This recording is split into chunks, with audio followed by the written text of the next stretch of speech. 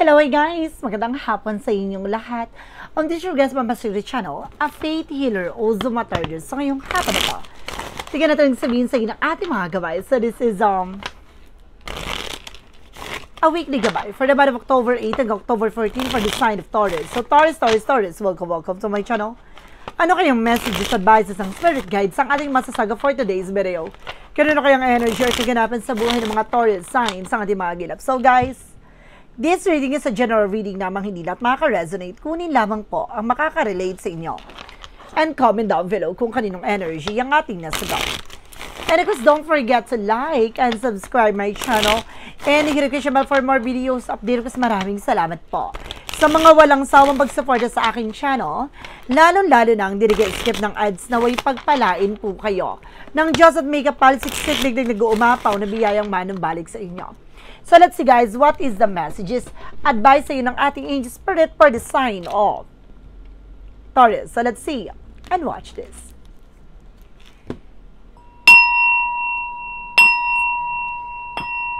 Ano kaya kaganapan sa buhay ng mga Taurus signs ang ating mga gilap? Tutuklasin at bubulabugin natin dyan. Let's watch this.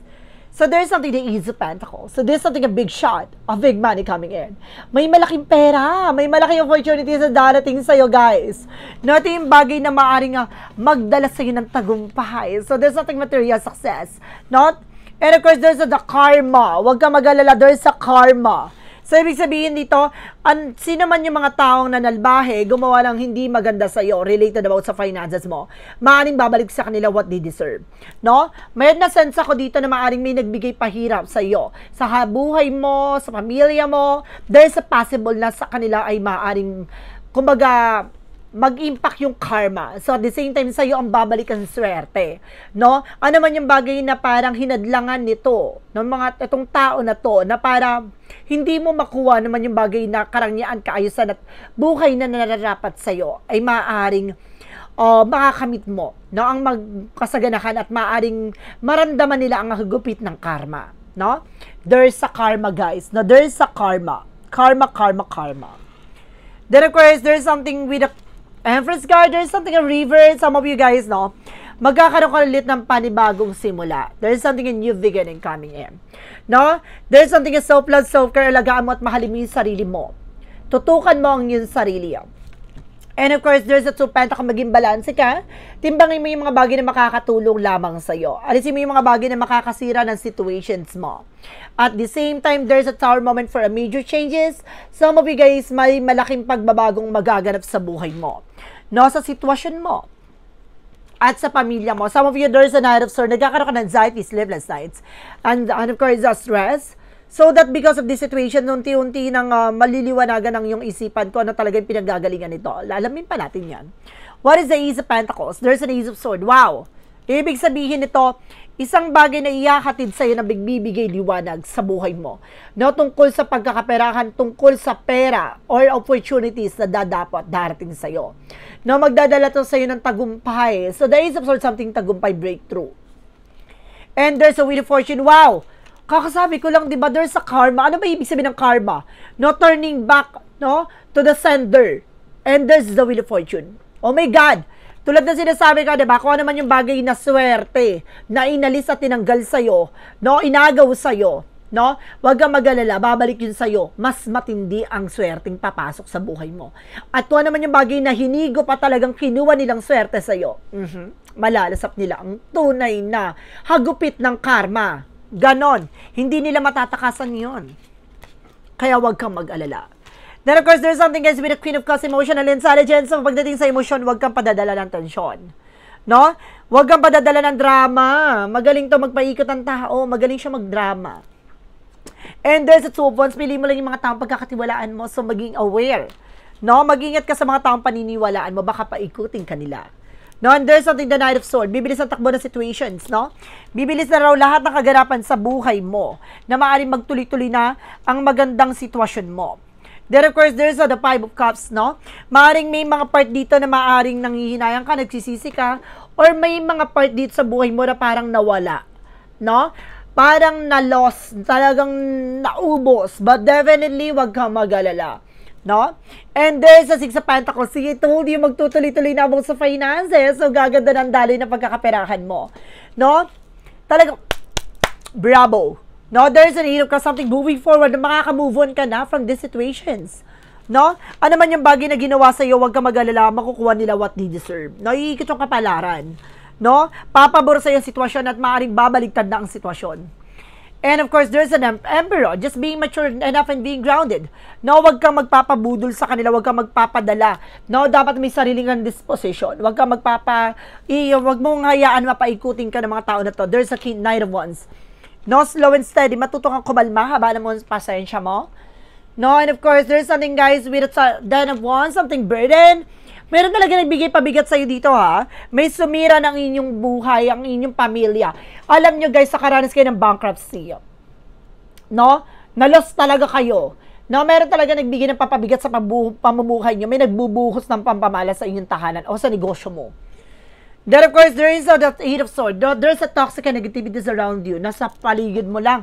No, kapitbahay mo. Oh my God! Kapitbahay mo siya. Now, for the outcome, there's a Two of Cups. Now, there's a partnership. Now, magiging maayos at magiging malago ang inyong relasyon, ang inyong pamilya. No, maraming transaction ako nakikita dito. No, maraming communication. No? And there's a Ten of Cups with a happiness. So, magiging masaya at magiging maligaya ka. No? Alam mo, kaya ito ginawa sa'yo, laki ng inggit. No, malaki ang inggit. Na kaya ito ginawa sa'yo, there's a Ten of Cups, the Eight of Cups, the Wheel of Fortune, the Karma. No, talagang nainggit to na gusto niya makuha lahat ng bagay na meron ka. No, parang part na gusto niya makuha yung mga bagay na nakikita niya sa'yo. No, ang inggit talaga, walang gamot dyan. No, walang gamot dyan. No, gawin yung insecure, gawin ano yun dapat ginagawang motivation and inspiration. Pero ang nagiging atake nitong kapitbahay mo, iba. And there's a Four of Cups, no? Just re-evaluate or analyze. So, ngayon pag-iisipang mabuti, ha? May mga taong lumalapit sa'yo. Pero hindi mo alam, kumukuha lang ng informasyon yan. Makinig ka. And there's a Four of Pentacles, no? Meron dito lumapit sa'yo, humingi ng tulong. O maaaring tinulungan mo na nga, ginangster ka pa. No? At the same time, there's a Two of Swords. There's a decision that you need to make. So, kailangan mo ng final decision. No? Kailangan mo dumistansya sa tao na to at kailangan mo tuldukin ko na ba talaga yung pinanggalingan ng lahat ng to. And of course, there's a Four of Wands by celebration. Huwag kang mag-alala. Maaaring gaganda ng sitwasyon mo. Some of you guys, no, kailangan mong basagin yung ginawang sumpa o malas dyan sa bahay nyo, ha? Magbuhos ka ng, kung may negosyo ka, magbuhos ka ng tubig every morning po dun sa inyong negosyo. Sa harap, ha? Sa harap ng bahay nyo, sa harap ng negosyo nyo, magbuhos kayo, no? Mas maganda magbaldeo kayo, no? Yung linisin nyo lahat, magsabon-sabon ng atake, ganon. So, let's see what is additional messages tayo with an angel spirit, no? Pagdating naman tayo sa finances and career, love life at kalusugan. Let's watch this. Grabe, no? Taki. Okay, so let's see. Pasweet muna tayo ng pasweet. Ganon! Charis. Lang guys, andito na tayo. So, let's see. Pagdating sa finances and career, there is a Seven of Pentacles. Harvest time. Aani ka na. Ano man yung bagay na pinaghirapan mo, makakamtan mo na ito. Huwag ka mag-alala. Ano man yung bagay na pinagpaguran mo, pinaglaanan mo ng panahon at oras, paghihirap, there's something, harvest moment. No? There's a paying off. And there's a needs of one. So, magkakaroon ka ng bagong proyekto, plano, and there's a butterfly. Symbolize that something a new beginning coming in. There's something of a development, transformation coming in. So, there is a Five of Pentacles in reverse. Sabi ko na yung makaka-recover na kayo for financial loss or financial crisis. So, may mga part dito sa buhay nyo na nakakaranas kayo ng financial struggles. But definitely, makakaluwag-luwag ka na. No? No, luluwag-luwag na ang sitwasyon mo. There's a Nine of Pentacles. Maging secure ka na. No, mag-iingat ka na pagdating sa pera. Diba? And of course, there's a Nine of Cups. There's an offer. Some of you may proposal or there's a promotion na darating sa buhay mo, sa sitwasyon mo. And may offer din dito na maaring magdala sa'yo ng lot of client and customers. And of course, there's a Queen of Wands by confident. Lakas mo loob mo, maging matapang ka, ha? Alisin mo yung pag-alinlangan na takot mo. Kailangan, pursigido ka, no? Pursigido ka na magtagumpay dyan. Alisin mo yung pag-alinlangan. kailangan palaban. So, let's see. Pagdating sa love life, there's the Page of Cups. No, there's an intuition. Makinig ka sa nararamdaman mo. No, kung itong tao na to ay karapat-dapat sa'yo, dadaling ka niyan, no, sa totoong nararamdaman mo. And there's a Ten of Swords. No, lagi kang sinasabotake. No, lagi kang kinaiingitan pagdating sa buhay pag-ibig. No, may taong tumatrader sa inyo, sumisira. There's a Queen of Swords. Clear the boundaries. Nasa paligid nga talaga. No, toxic talaga. I feel something kapitbahay. Talagang kapitbahay or the environment. No? Yung naiinggit sa'yo. And there's something the Seven of Cups. No, ginugulo niya kayo. No? Ginugulo niya ang inyong relasyon. At the same time, there's the lovers. Oh, diba? Connected with your love life. Parehas kayo na nararamdaman ng person mo. No? Isa lang ang nararamdaman nyo. No? Pagkatapos mong makaramdam ng kung ano-ano yung person mo naman. Ganun siya. No, at the same time, there's the Fool card. Huwag kayo nagtitiwala dyan sa paligid nyo, ha? There's the Fool card for a leap of faith. Sinusubukan lang yung pananampalataya at tiwala. Or maaaring huwag kayo maniniwala sa mga matatalinhagang salita ng mga nasa paligid nyo. No? Kung baga kinukuha yung tiwala nyo, mag-ingat ka. So, pagdating naman tayo, guys, no? Sa kalusugan mo, there's a Three of Cups. No? There's a group of people. O maaaring there's a happiness coming in. No, and there's a Death card. O some of you may na-shaggy dito, ha? No, maaaring yung person may na-shaggy o maaaring there's a cross-watcher out there na pinapanood tong reading na to, maaaring na-shaggy na yung tao na to. And of course, there's something, guys, na maaaring magkaroon ng transformation, no, pagdating sa kalusugan mo. There's the Sun card. Daw, bago ka pa, oh my God, may bala ka shagiin ito, ha, nung gumagawa sa'yo. No? Parang bago pa mangyari yon, matutuklasan mo na, matutumbok mo with the Sun card.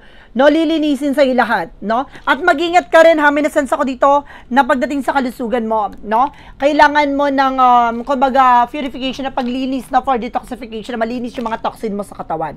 Natantanan mo yung mga unhealthy foods, guys. Naku, Diyos ko, Lord. And of course, there's the Queen of Pentacles. Maging mature at practical kayo sa mga kinakain nyo. Magtantan kayo sa mga bawal, ha?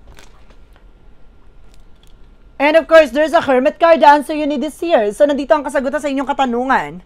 Pagdating sa kalusugan nyo, gaganda ang pakiramdam nyo na. So, ibig sabihin, matutumbok niya na ano ba talaga yung pinanggagalingan ng sakit nyo, no? At the same time, tigil-tigilan nyo yung kakakain ng mga mamantika, ha? Tantanan nyo. No? Mataas yung acid nyo. And of course, there's something, guys, with the temperance, with the perfect timing. So, lahat ng mga bagay na to, may paalala din with the divine intervention. No? Lahat ng bagay na to nakalaan para sa'yo. There's something rainbow. No? Kumbaga rainbow after the storm, there's a rainbow. Parang pagkatapos ng mga pagsubok mo sa buhay, kumbaga isang halimbawa lang to na matatag ka na.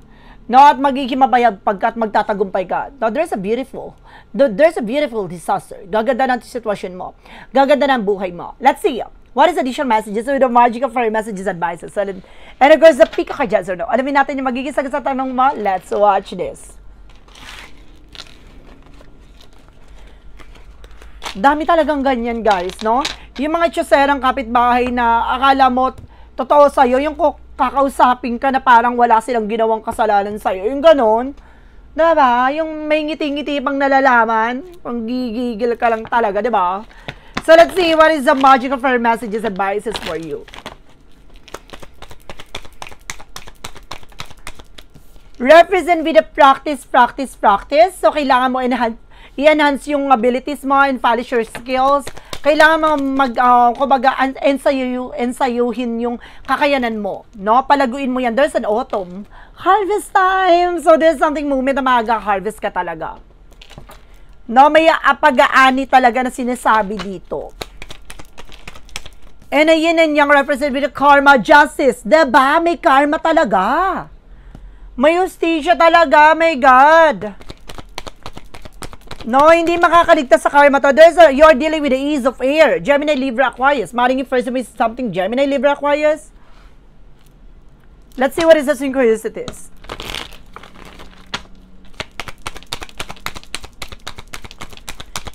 And there's a success. Wow. Magtatagumpay ka talaga. Tagumpay. Kuha pa tayo na isa daw. Thank you, Angel Spirit.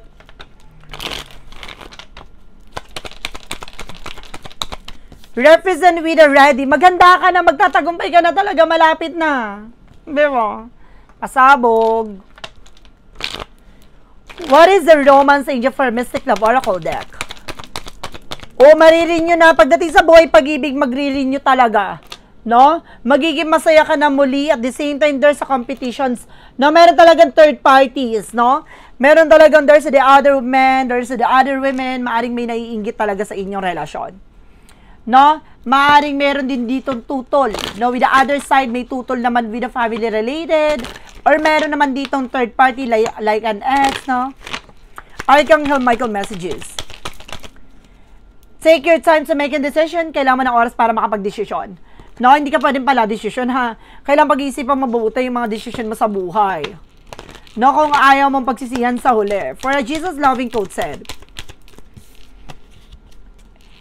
your heavenly Father know that you need all of this. So, alam daw ng ating Panginoon lahat ng mga bagay na to ay maaaring kailangan mo, no, sa buhay mo. So, kailangan mong humingi ng gabay lang sa Kanya na lahat ng bagay na ibibigay niya ay ayon sa kalooban niya, kaya, no? Kumbaga, alisin yung mga bagay na alam na hindi makakabuti sa iyo, yung kailangan mo ipagdasal.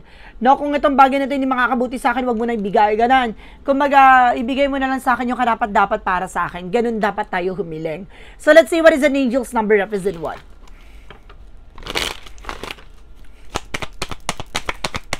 Angel's number represent with a 0440 with a gut feeling. So, ibig sabihin, tama ka ng hinala. May suspecha ka na. No, mayroon ka ng pinaghihinalaan, maaaring tumutugma at maaaring tumutumbok talaga to na itong tao na to, yung tao na yon. Diba? And of course, the money mo oracle deck, there's something looking, seek and you shall find. So, kung hindi mo hanapin, hindi mo makikita. Diba? Kailangan mong tignan, there's something a charm, and of course, there's something a beauty, na may maganda palang dahilan lahat ng bagay na nangyari sa buhay mo, especially pagdating sa finances mo.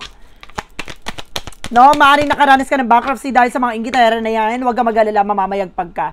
Dahil mas may magandang pa palang plano ang ating Panginoon, may maganda pa palang ibibigay sa iyong regalo. And there is a shining sign, trust the universe and plan and follow your heart. So, ibig sabihin nito, no, pagdating sa buhay pag-ibig, magtiwala ka sa ating Panginoon may kapal, na ibibigay sa iyo ito, kung sino talagang karapat dapat sa iyo at sundin mo yung puso mo. Kapag tumibok ang puso, atake, gano'n, di ba? From what lies beneath within the future. And there is a don't want to hear. No? Don't want to hear. So, may mga bagay na parang ayaw mong marinig. No? Parang naguguluhan ka. O may mga bagay dito na wag mo silang pakinggan. Ano man yung chismis, issue na mga sinasabi nila again sa'yo. Clarifying for a life situation.